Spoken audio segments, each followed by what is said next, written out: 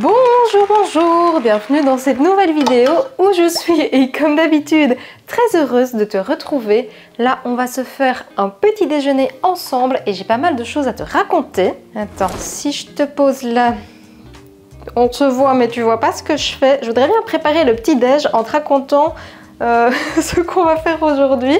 Mais j'ai une mini cuisine donc là c'est un petit peu compliqué. On va trouver une solution.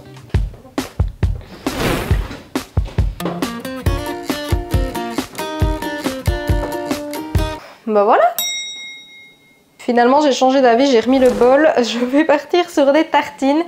Pour t'expliquer le comment, du pourquoi de cette vidéo, j'ai fait une FAQ sur Instagram hier au moment où je tourne cette vidéo, mais pour toi il y a un petit peu plus longtemps.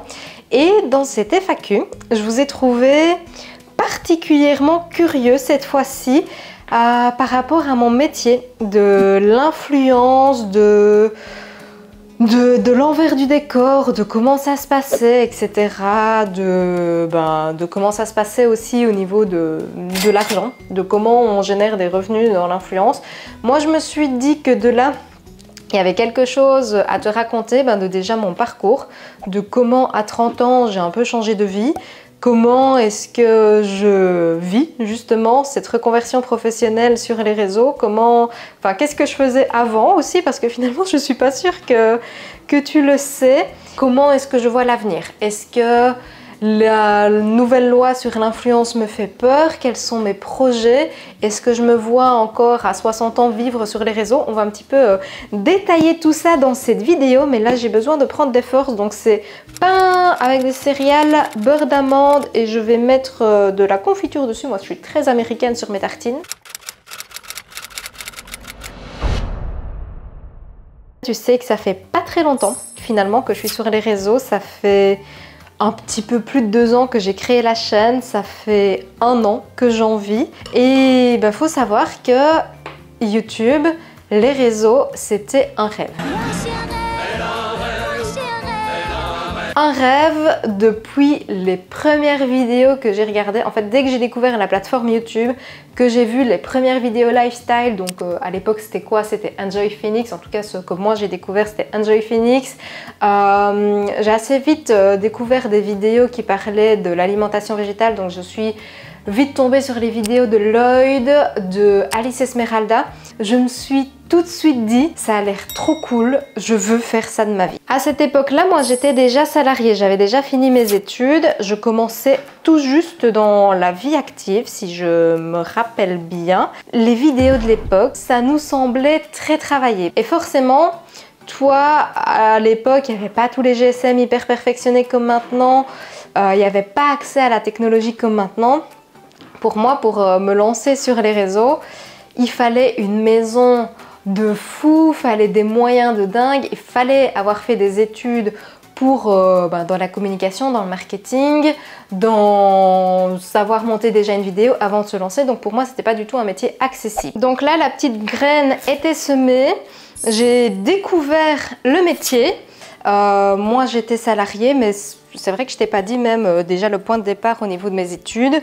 Moi, j'ai fait des études générales secondaires en Belgique, donc c'est l'équivalent pour la France d'un bac, donc c'est le bac traditionnel. Et ensuite, j'ai fait des études de diététique, mais je n'ai jamais travaillé là-dedans. Donc pendant très longtemps, j'ai travaillé, j'ai fait plein de jobs parce que je ne trouvais pas celui qui me correspondait, celui qui me convenait. J'ai fait plein de trucs, hein. J'ai fait de la vente, j'ai fait du service, j'ai fait des boulots à responsabilité et dans aucun, je me suis dit c'est ça ma carrière, c'est dans ça que je veux me projeter. Il y en avait qui avaient des rapports avec l'alimentation, qui se rapprochaient finalement un petit peu de mes études avec la diététique, mais il n'y en avait aucun qui avait la fibre de ce que je voulais faire. Il n'y en avait aucun où je m'épanouissais à 100%. Il faut savoir aussi que je suis quelqu'un qui se lasse très vite. Donc toutes les années, je changeais parce que j'avais l'impression chaque année que j'avais fait le tour. J'ai un énorme problème aussi avec comment est-ce que j'expliquerais ça? Avec les règles qui me semblent injustes. Arriver à l'heure, être ponctuel et tout ça, ça c'est des choses que je comprends et qui sont normales. Mais parfois, tu as des règles, on va pas se mentir, qui sont juste là pour assouvir l'ego de quelqu'un et que je ne considérais pas comme normal et qui ne sont pas là pour le bien-être des employés. J'ai toujours eu ce caractère d'être très indépendante, de vouloir travailler pour moi et finalement tu as les résultats pour toi. Dans ces cas-là, tout le monde n'est pas fait pour être indépendant parce qu'il faut aussi avoir énormément d'autodiscipline. C'est que si tu travailles pas, les sous ils n'arrivent pas tout seuls. Enfin bon, voilà. Tous ces jobs-là, je regrette pas du tout de les avoir faits parce que ça m'a appris plein de choses. De chaque boulot, j'ai retiré le meilleur et ça m'a appris énormément de compétences. J'ai appris énormément de choses sur moi-même. Il y a des boulots qui m'ont appris à être très organisée parce que c'était hyper stressant, on se retrouvait dans des rushs pas possibles. Il y a des boulots que j'ai fait dans l'administratif qui m'ont appris du coup la rigueur au niveau des documents. Donc à aucun moment je ne regrette aucun job que j'ai fait parce que pour moi c'était tout le chemin que je devais faire pour en arriver là où je suis maintenant. On en arrive à l'élément déclencheur. Nous sommes en guerre. Les années passent, le métier est de plus en plus accessible. On a des youtubeurs qui commencent vraiment à montrer la vraie vie. On a Instagram qui apparaît, plus tard TikTok. C'est de plus en plus facile finalement d'accéder au réseau. On a le fameux Covid qui apparaît et en même temps, moi, j'ai un deuxième élément déclencheur qui apparaît à ce moment-là, mes fameux 30 ans. Ça a provoqué toute une série de remises en question. Est-ce que je continue à vivoter comme ça dans plein de métiers que je n'aime pas? À ce moment-là, j'étais dans un boulot administratif dans le secteur de la santé, mais c'est un métier quand même à forte responsabilité. Je n'aimais pas ça du tout, c'était très administratif, ça ne répondait pas du tout à mes valeurs. Le Covid a fait qu'avec ce boulot, je me suis retrouvée en télétravail. Il y a eu la première vague de Covid, il y a eu la deuxième vague de Covid, à la troisième, je pense que c'est ça, je me suis dit bon autant tenter ma chance. Essayer sur YouTube, j'ai réalisé la première vidéo un petit peu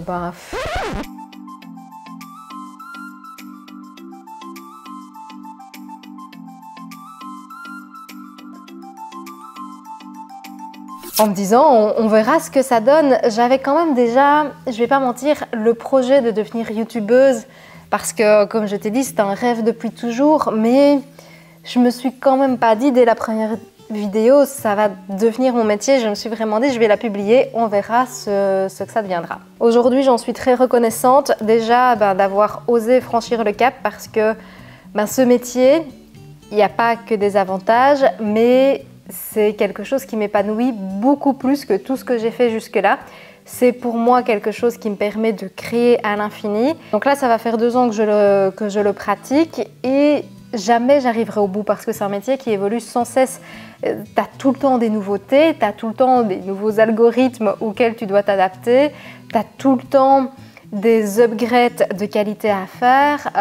Ton montage, il est infiniment modulable, ton style il est infiniment transformable et à titre personnel j'ai les réseaux mais je ne te cache pas que j'ai des projets qui vont aller au-delà. Quand je dis que tout n'est pas rose, évidemment qu'il y a des pressions, ça reste de l'entrepreneuriat donc je gagne ma vie certes avec les vues sur YouTube, ce qui me met une pression de faire du contenu qui te plaît parce que si tu ne regardes pas les vidéos, j'ai pas d'argent et potentiellement je dois arrêter ce métier.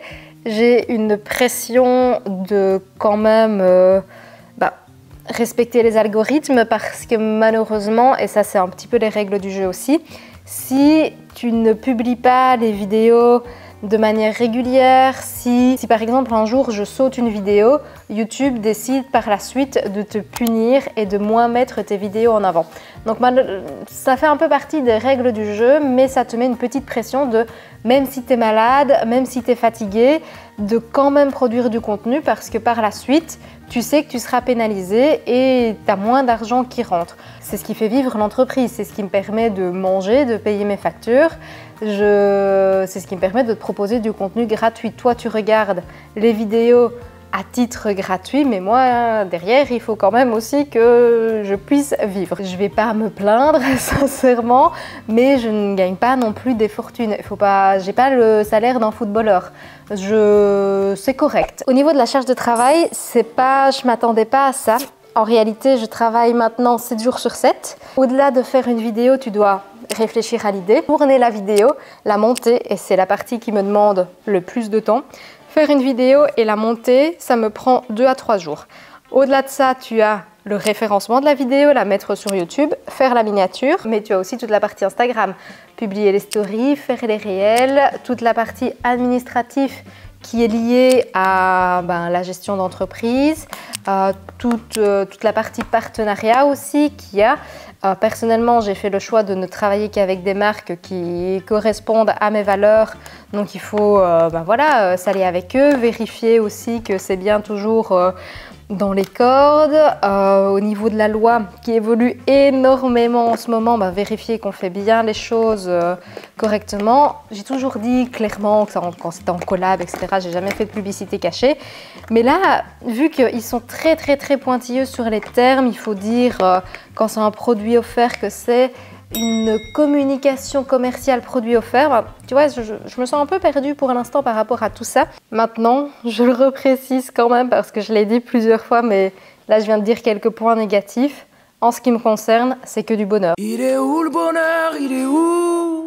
Travaille comme je veux, quand je veux, où je veux, partout dans le monde je peux travailler. J'ai décidé de travailler avec des marques en qui je crois, en qui j'ai envie d'apporter de la visibilité. Je partage avec vous, vous êtes présents, vous me laissez des commentaires, j'échange avec vous. Et c'est un échange mutuel aussi parce que il y a un oiseau qui vient de se poser juste à côté. Attends, je te le montre. Est-ce que tu le vois? Oui, il est là sur mon balcon. J'étais très surprise. Oui, donc je disais, j'échange avec vous, mais c'est un échange mutuel. Dans le sens où je t'apprends, je pense, quelques trucs. Mais souvent, quand je pose des questions, tu me réponds et tu m'apprends aussi plein de trucs. Et c'est ça qui est génial. À la limite, c'est ce que je préfère le plus dans mon métier, c'est échanger avec toi, que ce soit par ici en commentaire ou sur Instagram en message privé et tout. Vraiment, c'est pépite, c'est la pépite de mon métier, c'est rien que pour ça. Je me suis toujours dit que si malheureusement je ne gagnais plus assez avec les réseaux, si le métier venait à trop évoluer, je continuerai quand même de faire des vidéos. Bon, malheureusement, je pourrais plus du tout le faire au rythme actuel, mais je me prendrai genre juste un mi-temps, juste pour manger et assurer le minimum. Et je ferai toujours au moins une vidéo une fois par semaine, un truc comme ça. J'essaierai toujours de me débrouiller parce que au-delà d'en vivre, c'est un truc qui me fait vibrer. Maintenant, quels sont mes projets pour la suite? Alors, les réseaux, c'est quelque chose qui évolue sans cesse. On ne sait pas comment ça va évoluer par la suite. Donc, à titre personnel, je trouve que c'est mieux de développer d'autres choses. Pour l'instant, j'ai pas encore le temps, je ne te le cache pas, mais j'ai très envie, et là, je vais mettre les choses en place pour 2024, de développer des autres choses. Mon grand rêve, mais vraiment, ce serait de faire une co-création. Ça, c'est l'un des projets que j'ai très envie de mettre en place avec une marque qui propose du granola. La chaîne s'appelle Caronola parce que je suis une fan de granola. Ça n'a pas changé, même si j'en ai moins parlé récemment. Je viens de recevoir un message, mais je rêve de faire une co-création avec du granola. Voilà, ça c'est comme ça. J'ai énormément aussi d'ambition pour la chaîne, pour Instagram. Je le dis en toute modestie. Ça peut paraître prétentieux alors que pas du tout, mais je pense que comme tout youtubeur, une fois que tu commences à un petit peu grandir, à prendre quelques milliers d'abonnés, tu vises les fameux 100 000 abonnés. Pourquoi? Parce que à ce fameux palier, tu reçois un petit trophée, enfin un beau trophée même de la part de YouTube. Et pour moi, c'est un beau chiffre, c'est un chiffre symbolique avec une récompense. Je fonctionne assez bien à la carotte et cette carotte-là me botte bien. Voilà en gros un petit peu tout ce que je peux te raconter sur sur mon métier. C'est clairement sans filtre. Je ne sais pas si tu as des questions. Si tu en as d'autres, n'hésite pas à me les mettre en commentaire. J'y répondrai avec plaisir. En toute transparence, de toute façon, tu l'as compris. Bon, j'ai passé toute la vidéo en pyjama. Là, maintenant, je vais m'habiller et je vais aller promener avec Shadow parce qu'elle me met la pression depuis tout à l'heure en disant bon, on a fini de raconter ta life, on y va. J'espère sincèrement que cette vidéo t'a plu, 100% transparente, 100% sans filtre. Si c'est le cas, je compte sur toi pour me laisser un pouce bleu, à t'abonner pour ne pas manquer les prochaines vidéos qui sortent donc le mercredi à 17 h et le dimanche à 18 h. On se donne rendez-vous aussi sur Instagram et sur TikTok pour d'autres contenus qui sont exclusifs aussi par là-bas. Et bah voilà, en attendant et comme d'habitude, prends soin de toi et je te dis santé!